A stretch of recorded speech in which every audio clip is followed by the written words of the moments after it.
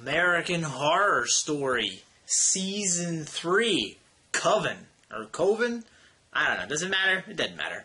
But American Horror Story, I really like this show. I think it is a great watch. It's very just sit down, don't take it too seriously, just enjoy the craziness that's going on, the creepiness that happens sometimes, and I really like it.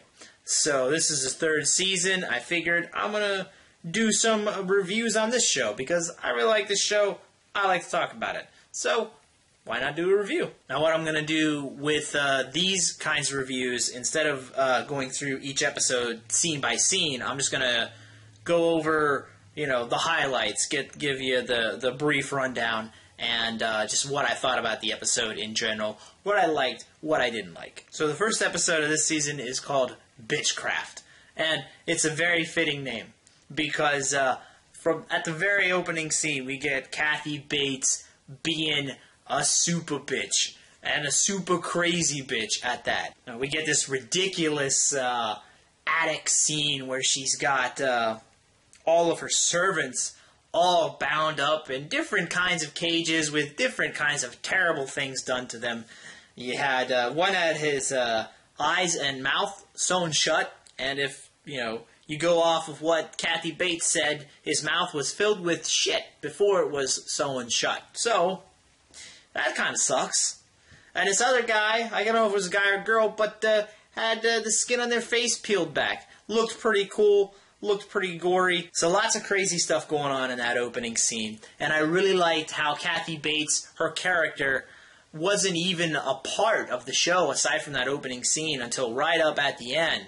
And then Kathy Lang's character dug her up and got her out of her coffin still alive, which wasn't expecting that, but apparently Kathy Lang was. She was just like, get up, I'll go buy you a drink. So I really liked how it started out with her craziness and her obvious evil intentions, and cut to the actual main characters of the show, and she was just kind of in the background as something that you knew was coming, some sort of dark presence that was going to make itself known later on. I thought maybe they would even wait a few episodes before bringing Kathy Bates out, but they broke her out at the end of this episode, which is still cool. I liked it. Alright, now that's Kathy Bates. Now, as far as the rest of the characters go and the way they kind of set up the episode going forward and the show going forward, at least the feeling I got after this first episode, it really seemed a lot like X-Men.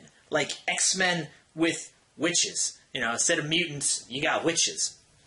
Because, each witch has their own unique power, which is cool, I like that. And then the Supreme is just like this master over pretty much just about every power. I'm not knocking it for being pretty much what just feels like an X-Men clone. I like the X-Men. If you're going to clone X-Men, fine. I'll watch it. If it's done right, I don't mind that at all. I'm a sucker for that kind of stuff. So I get thumbs up from me for that. So the main character of the show is Zoe. And she finds out she's a witch when she unfortunately gives her boyfriend a brain aneurysm when they have sex for the first time. And that seems to be her special power, is she can cause brain aneurysms. But in order to make that happen, she seems a lot like Rogue from X-Men, where she touches somebody and bad things happen to them. She drains the life out of them. But here, just touching them is not going to do it. She's got to actually, it's got to be, P to V contact, which is extremely weird, and I don't really get that, and that seems really, really ridiculous. But, I guess it's a power you could use to get back at all the guys out there, because that's how she got that one douchebag. So the other 3 witches that are at this academy that they're going to, you have Madison, Queenie, and Nan. I think it's Nan. I couldn't really understand the pronunciation of the name during the episode. But their special powers, Madison, she can move things by thought, move objects by thought. Nan is, she can read people's minds. Pretty standard stuff there. But Queenie, she is like a human voodoo doll. She hurts herself, and I guess the person that she's focusing in on, maybe looking at, they're the person that winds up getting hurt. And she could even cut her own throat and she wouldn't feel it, but it would cut the throat of the other person and they would die. That's what the episode leads you to believe. So I think that is a pretty cool power. It's very unique. And the head mistress of the school, Cordelia Fox, her special power wasn't really revealed except for that she can make lots of potions and herbal remedy type things. And then you have Diane Lang's character, who is Fiona, and she is the current reigning supreme of the witches. So she's the one that's got a vast majority of powers to work with, and she uses a lot of them in this one episode. The killing of the doctor by sucking the life out of him, and at the end of the episode she just took Madison and fucking tossed her against the wall. Right after she just got gang raped at a party, which I didn't see that coming. I figured something bad was going to happen to her, but I didn't expect her to get gang raped by like 5 or 6 plus guys.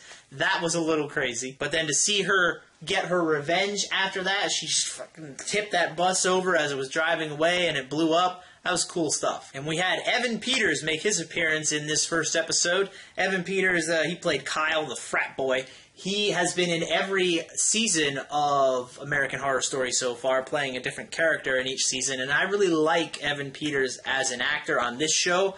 I've seen him in a few other things, but at least on this show, he comes off as a very likable and sympathetic character. Even when you're not supposed to be sympathizing with him, he still comes off that way, which is a credit to him. And he falls for Zoe. You can tell that she likes him. But unfortunately, he gets blown up in the bus along with most of the other frat boys.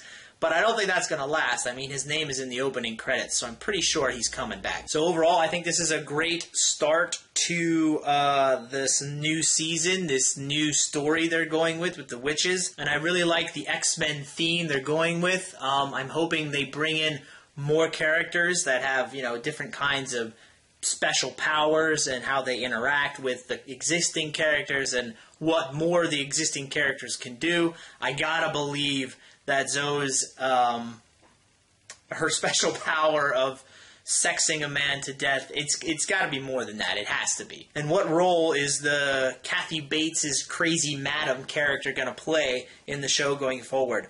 Obviously not going to be good, but I'm very curious to see what they're going to do. So, my favorite part of this episode, well, let me end on a positive note and talk about the thing that I didn't like first. The one thing that bugged me the most about this first episode was Zoe's monologues. Zoe's played by Talisa, I think it's Talisa Farmiga. I don't know if I'm saying that right. But her monologue was very, very flat, very monotone, very emotionless. It just didn't sound very good. Now, my favorite part of this episode was the party scene, the entire party scene, the introduction of Evan Peters' character, and seeing Madison, come in like she owns the place, and she winds up being the one that gets gang raped, but then destroys that bus. All very good stuff. And it even led to this very brief shower scene with Madison at the end, where you really feel sad for her, even though she's kind of a real bitch. So overall, I'm going to give this first episode of this new season story, I'm going to give it like a B+, I guess you could say. I liked it. I like what they're doing with the X-Men theme, and I'm curious to see what happens going forward. Alright, this JB Squared is 61279 with an American Horror Story review, and I will be back next week with another one. See you guys then.